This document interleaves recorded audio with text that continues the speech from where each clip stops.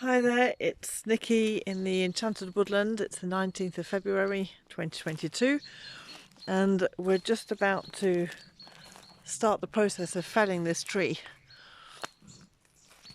As we said in another video, this tree is leaning right over and it's creating too much shade for the forest garden, as well as cutting out the light of this stronger, straighter tree here. Right, So Steve... Nope, don't like that one.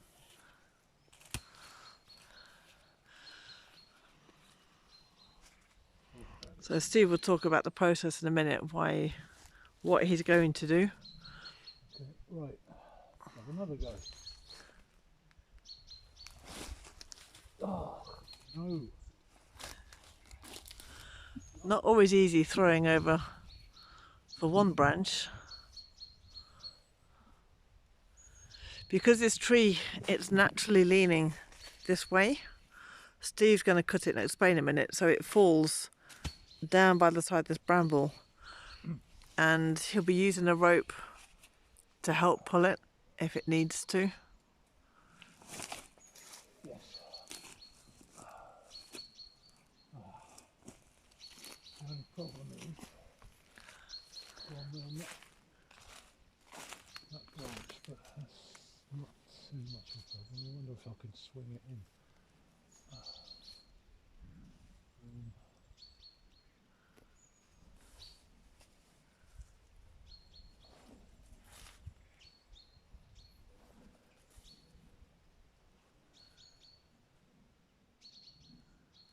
Right.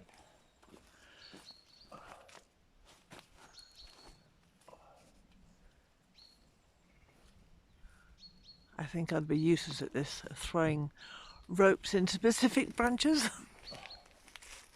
It's not as easy as it might look. So Steve has had over 20 years of cutting trees, Right. or saving trees, should I say, Well, you as have well. to cut them. Yep. Not all trees need to be cut, but certain ones do, and this certainly, the more we look at it, we just know it has to go.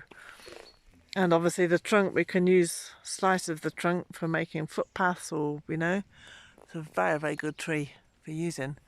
And it'll just help this one to have more light. And as it's already grown so much stronger and straighter. And it'll give our fruit garden, which is here, much more light as well, because these branches are just too much. Little Tigger here. Right, now. Where have they all gone? Now we can pull the rope up over.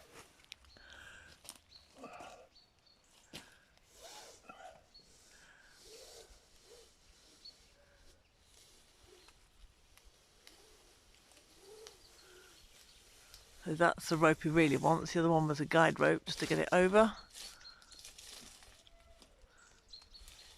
What we want to do is take that round this side.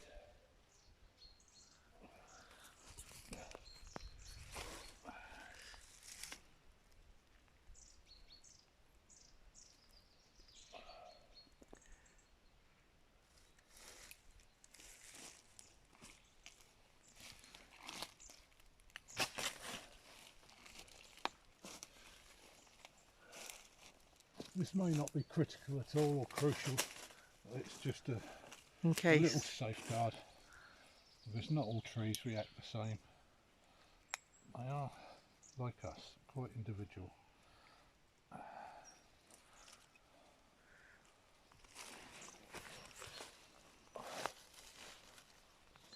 I think the cat sees this as some really big thing to play with.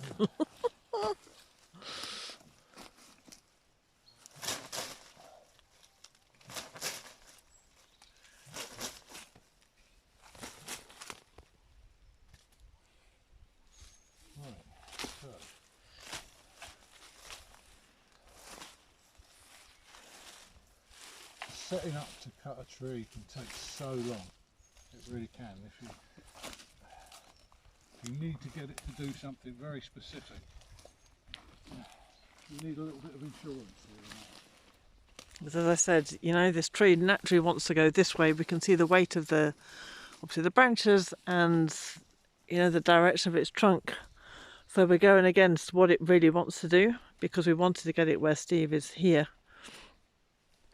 and hopefully not hit that post as well. It doesn't really matter, but it's supposed to be put in for the chicken pen that we're measuring out. So this is kind of the way he wants it to go.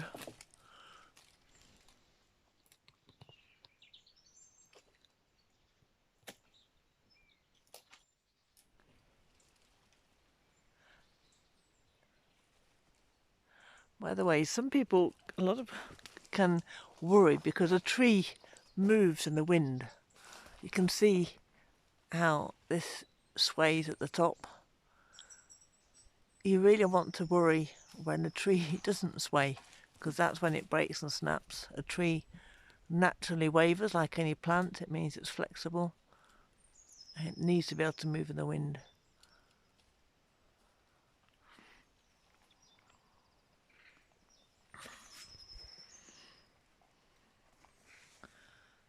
Cats are charging round. The minute Steve starts up the chainsaw, these will be off. They will go in a flash.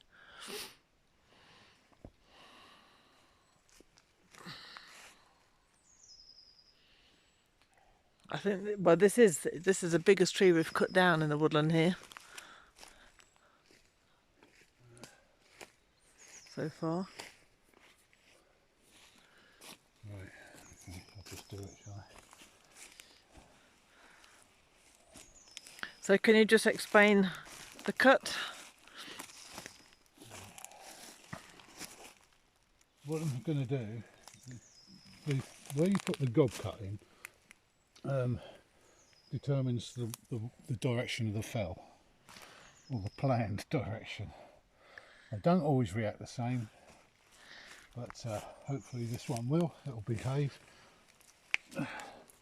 So I'll put in a cut that's square to the ground, because that's what I want it to do.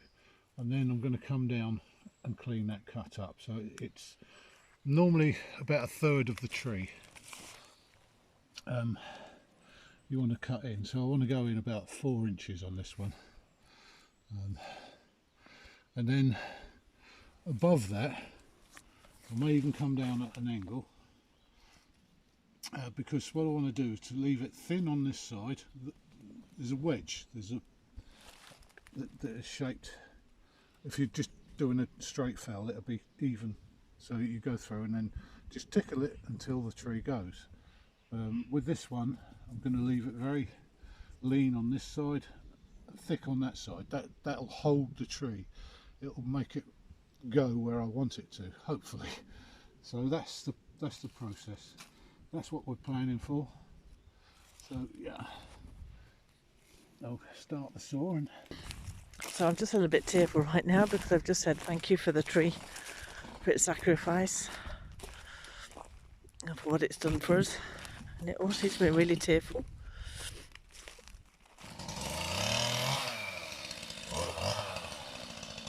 It really touches me. Thank you, tree.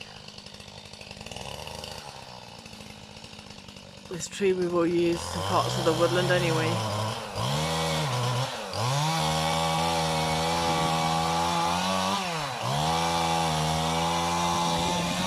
Go on, go on, go on.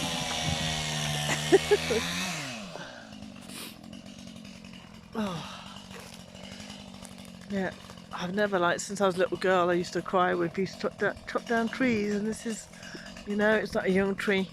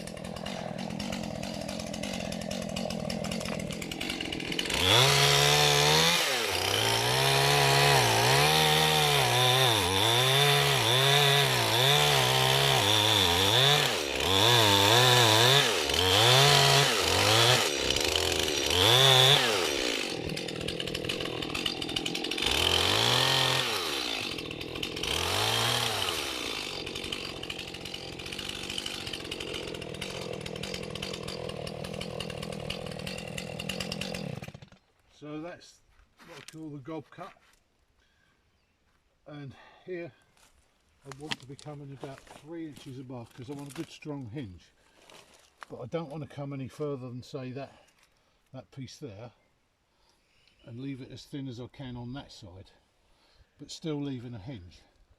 Then we'll see what the tree wants to do. It might go of its own accord, might not need pulling, but we'll see. So I'll start the saw, and then I'll mark where I want to come in, which is about there.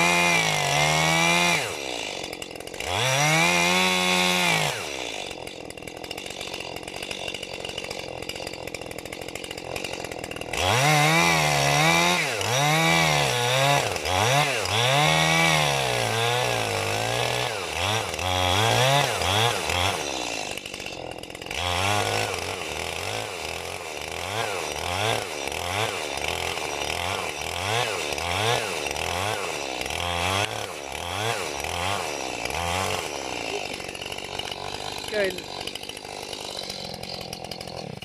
You can see she's starting to go. Yeah. The gap's opening up. Yeah, I saw her from the top.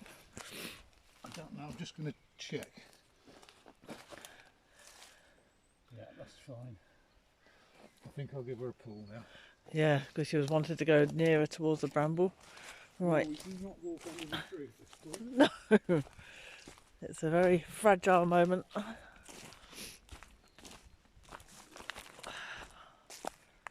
Yeah, it's very, very emotional.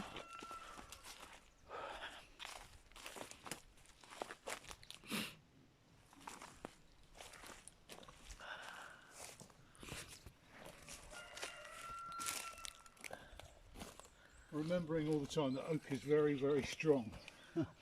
And so, yeah, I might not be able to pull it.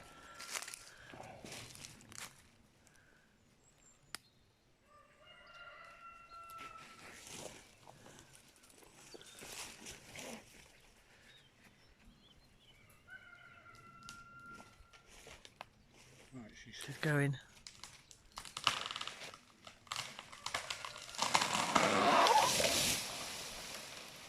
Just to the left of the post. See? Brilliant. So there she is. She's down.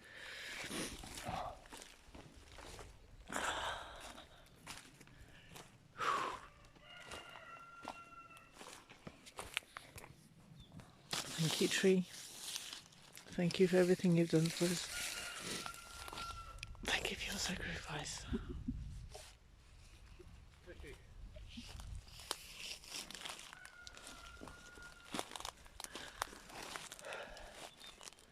See, this is the hinge. It's really strong on that side, so that made the tree come round. I took it right down, and I knew that that's what was going to happen. So I just come in nice and gently, left it proud high that, and all these fibres held it to the last second.